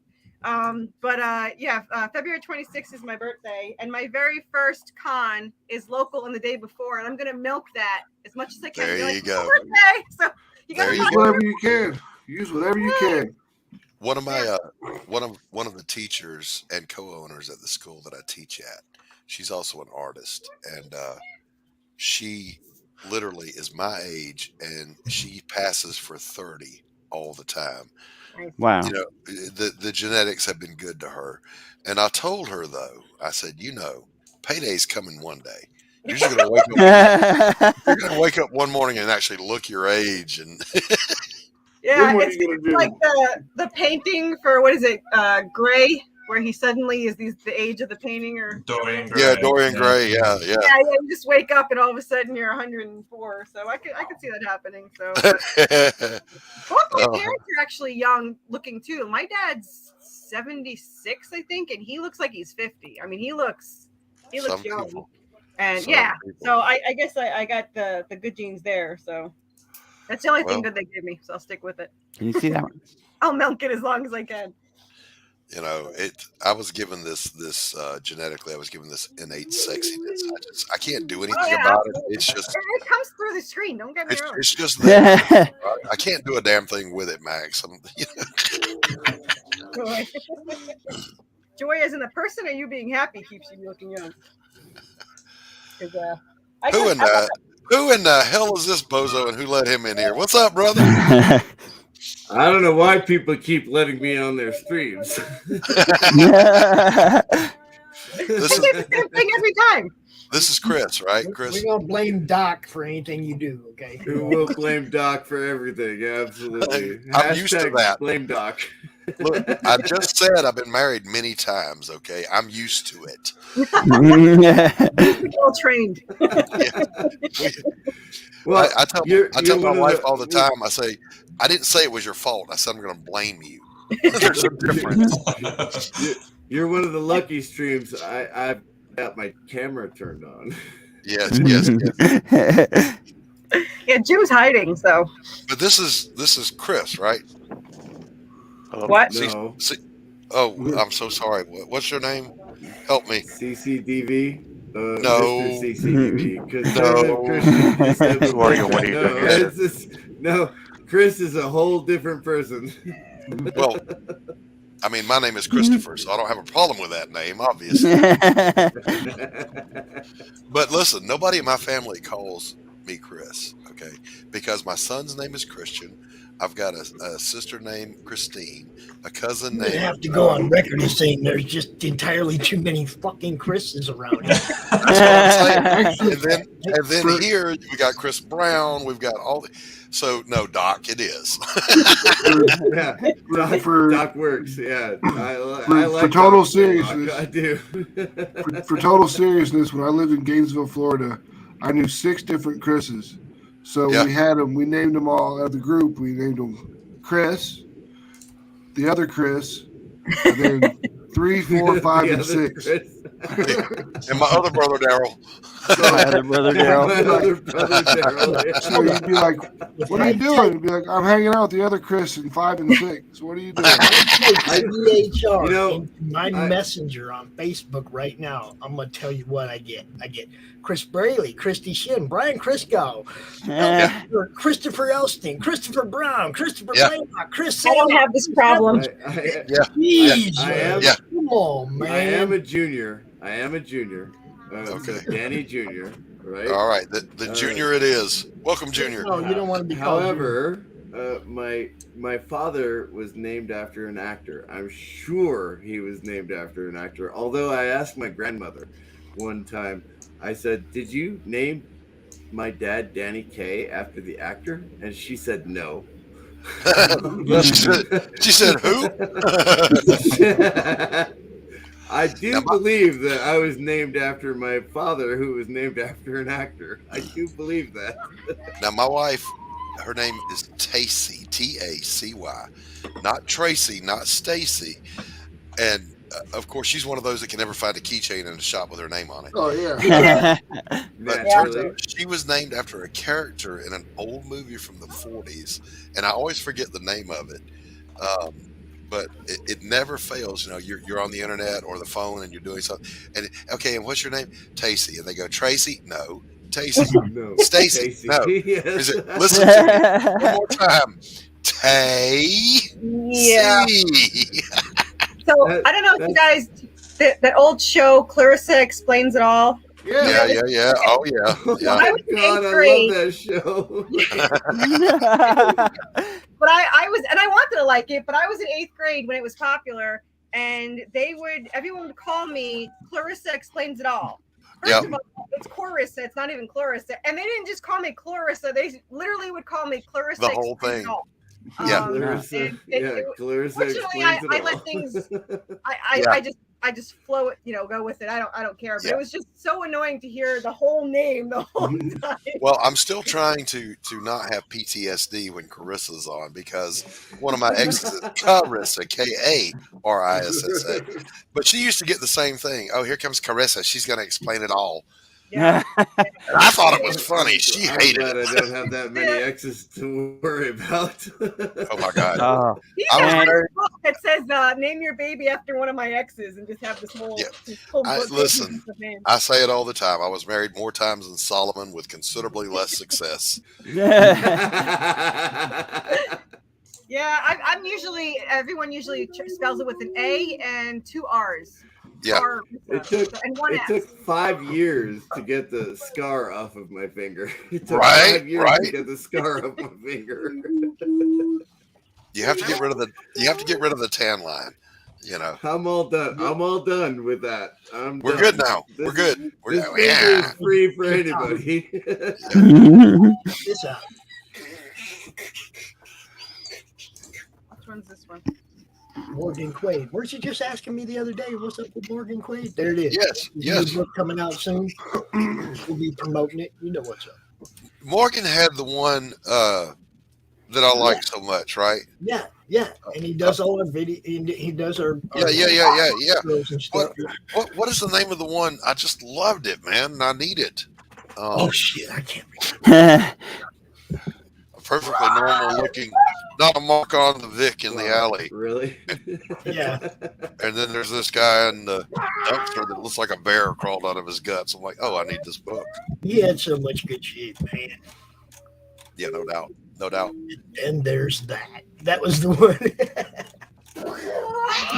Dead body in a dumpster, looking like a bear crawled out of its stomach. Yeah. Okay, I screwed up. I'm trying to scroll back through many months of, I must have missed something. It doesn't come up with add-ons when I pledge. Why not? What? He beat me up one time? Wait. Paul's kids are there. Oh, that's Paul's kids. I'm Yeah. like, who let the kindergarten bus off here? Yeah, that's mine. Okay. Listen, there's not a happier sound in the world than kids playing. Doesn't bother me a bit. I always thought it was weird because like my kids would play, but they'd like do that parallel play thing. They'd be doing their own thing, sitting next to each other, and I'm like, why aren't you playing together? Yeah. Yeah. I love you all. I love you all very much. But this is the only thing I have ever gotten from a Kickstarter campaign that I've Oh, participated dude. in. That's like picking the best, huh? Get out the way, Doc. Look at that. I mean, I'm so sorry. I love you guys very, very much, but that's the only thing I've ever gotten from a Kickstarter campaign that I've participated in. Well, it's a good thing that this one's not on Kickstarter because you're going to want it.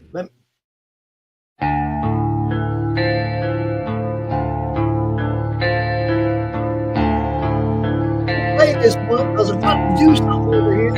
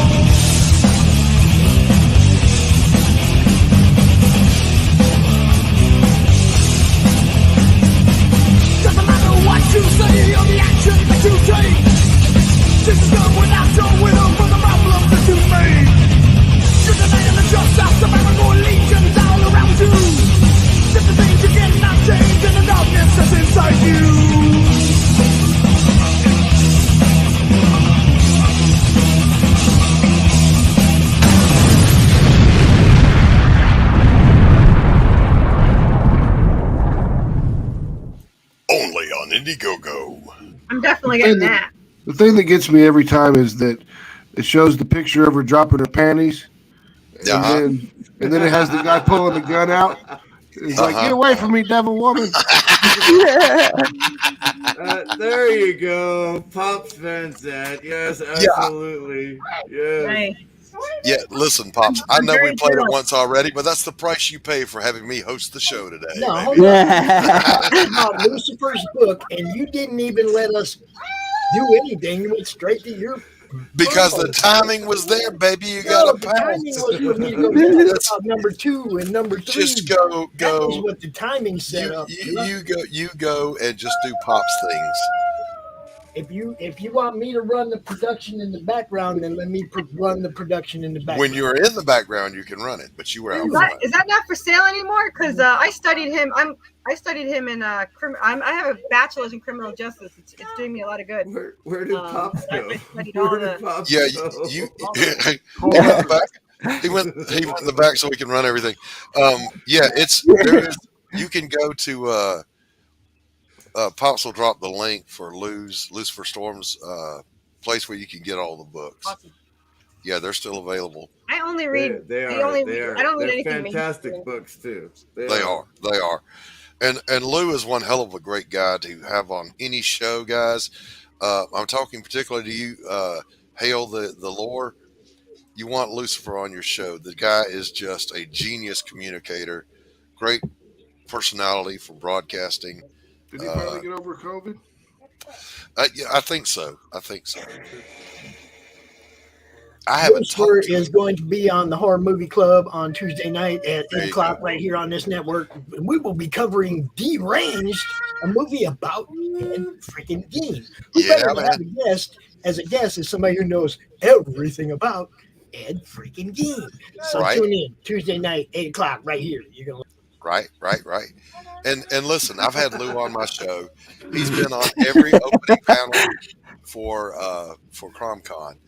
And the guy, he's got one of those personalities. He's got one of those voices. He's a great guest to have on your shows. Hint, hint. You gotta love the pop-in.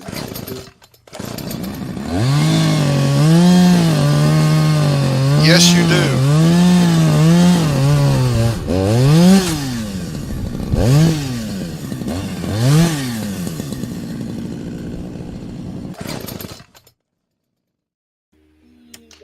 Hi, Kate. You can't compete with that intro, and you know. There's my lovely hello, Kate, darling. Where's Kate from?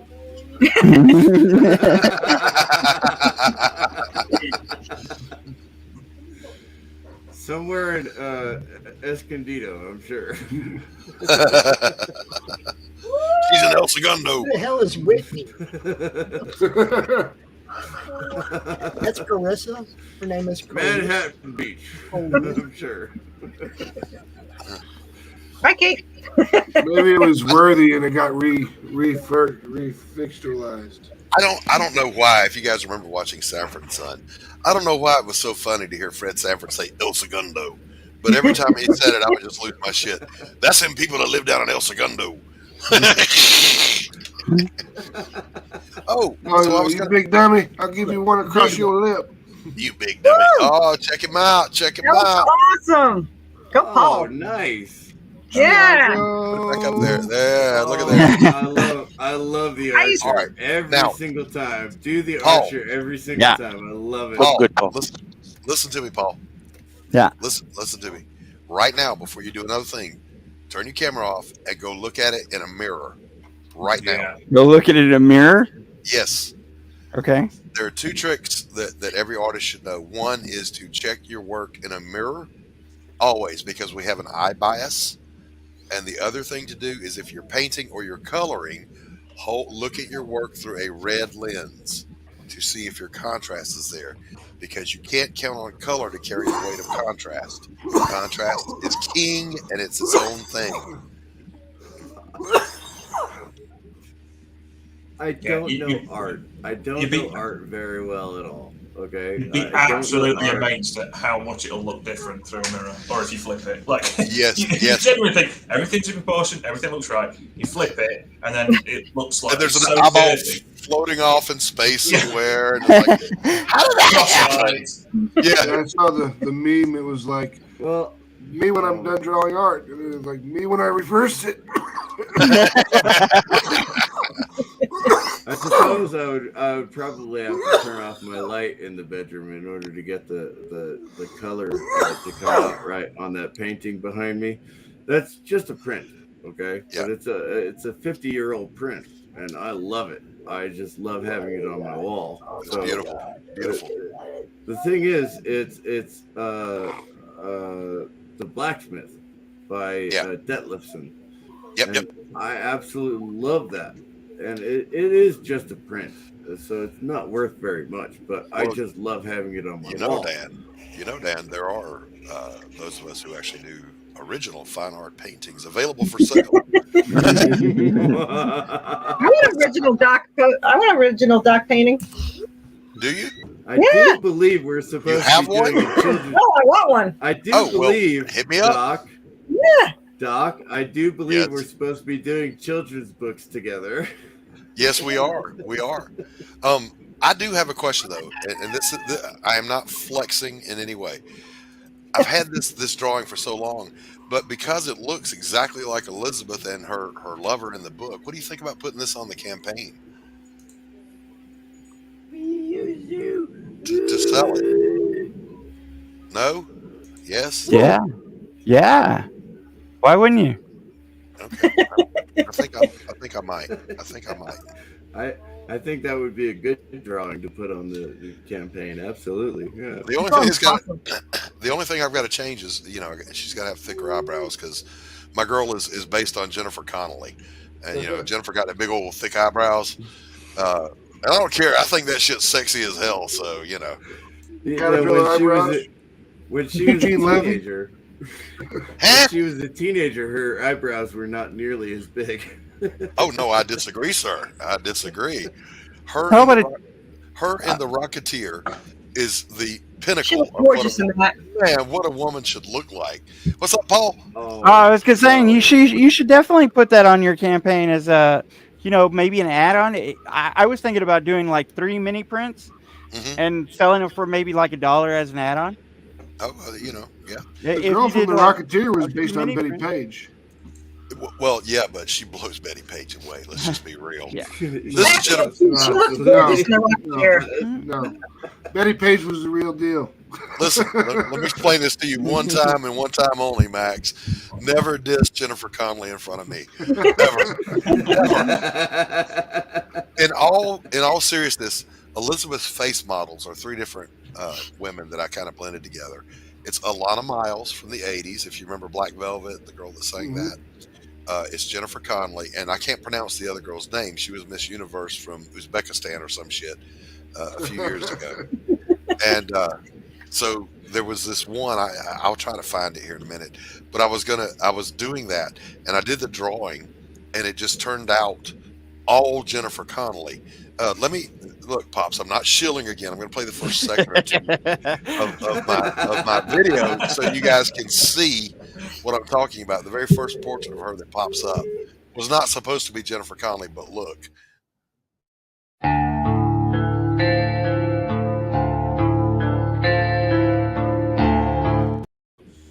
Yeah.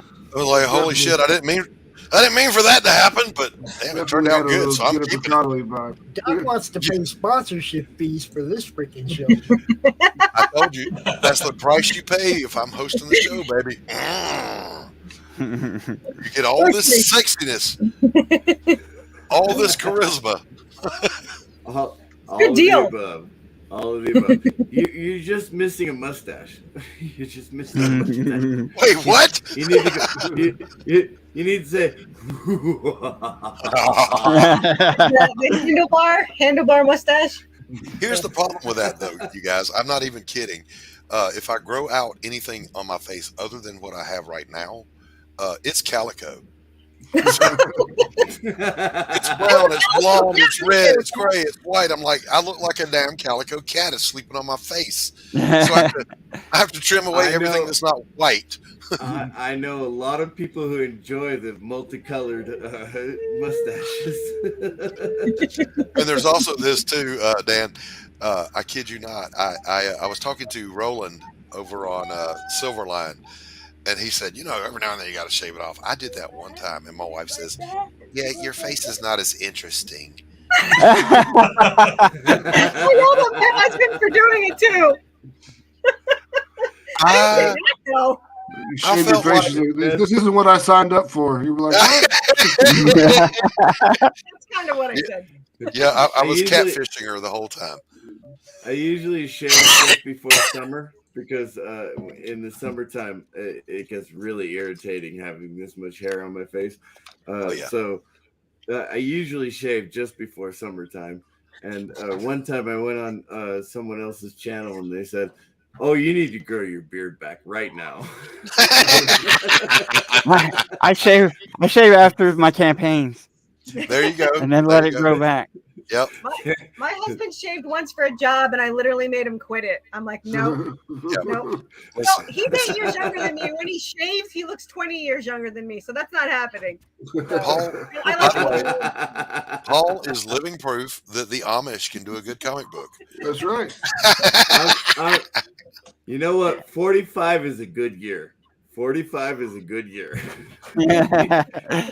You can be 45 forever if you want to. I'll stay 40. I'm going to be 45. I'll stay 45 forever. I'm good with that. All right, guys. It's getting to be about that time where we start wrapping it up. Dun, dun, dun. There's a show coming from behind us, so we'll go around the room here.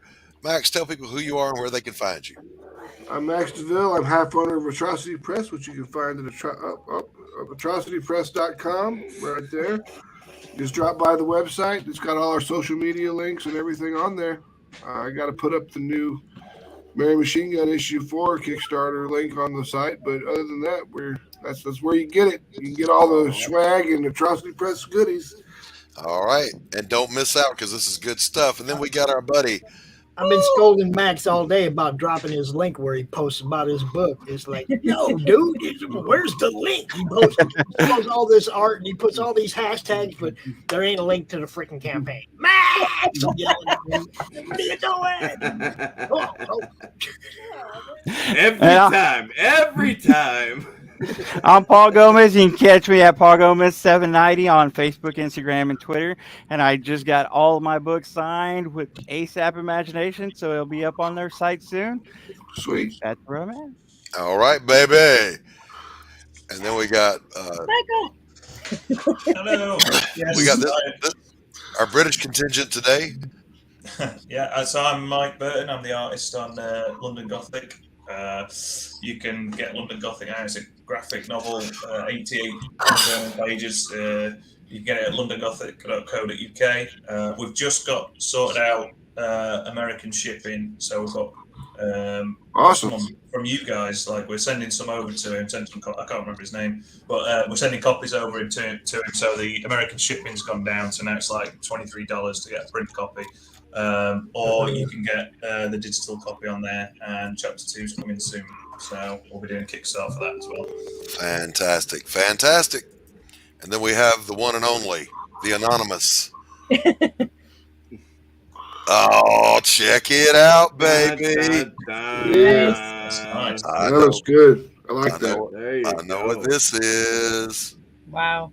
Thank you, Jim. Jim, where can people find you? Find me in my backyard, burning all my art and running down my street like a madman. That's exactly right. Exactly right. Jim O'Reilly is one of the greats. And then we have What's wrong with that guy? He's a comic penciler. Let him go. just let him run down the street screaming.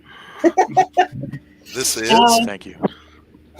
I'm Carissa. I am the owner and writer and creator of Redemption series of Worthy Chaos. You can find me at worthychaoscomics.com or Worthy Chaos on Facebook, Twitter, Instagram, wherever, TikTok. I have a campaign everywhere. I'm everywhere. There's a campaign for issues 1 through 3. It's in pre-launch right now. You can just search Worthy Chaos on Kickstarter, and it's the only thing that pops up. There you go. And we're launching January 24th. So yeah, there you go. All right. And Dan, you want to tell people where they can find you?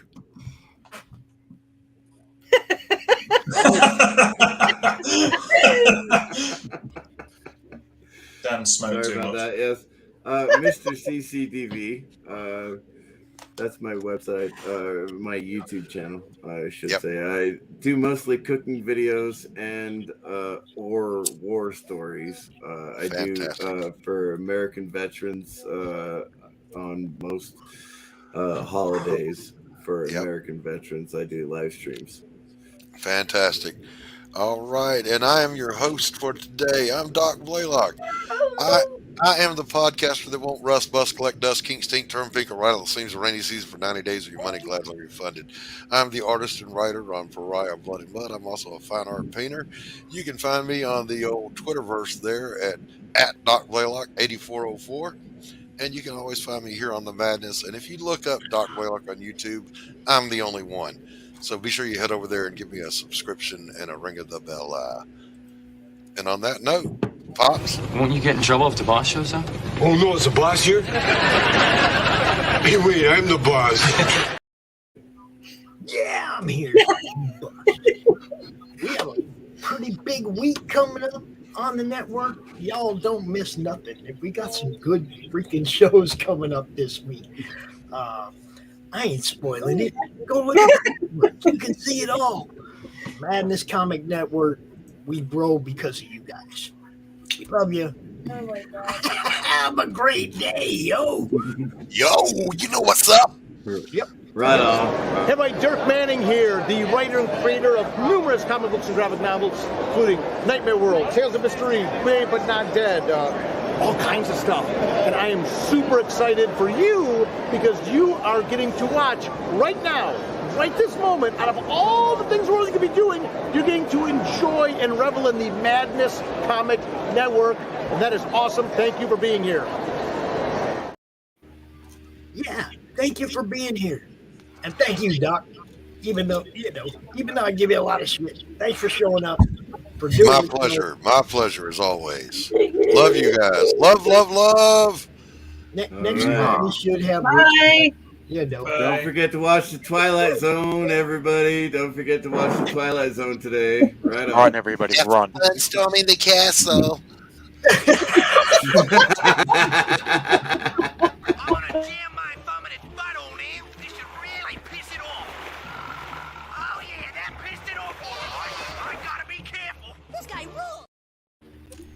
How do you end this thing? How do you put the where's the brakes on this bus? I forgot. Jazz how to drive. hands. Jazz hands and brakes.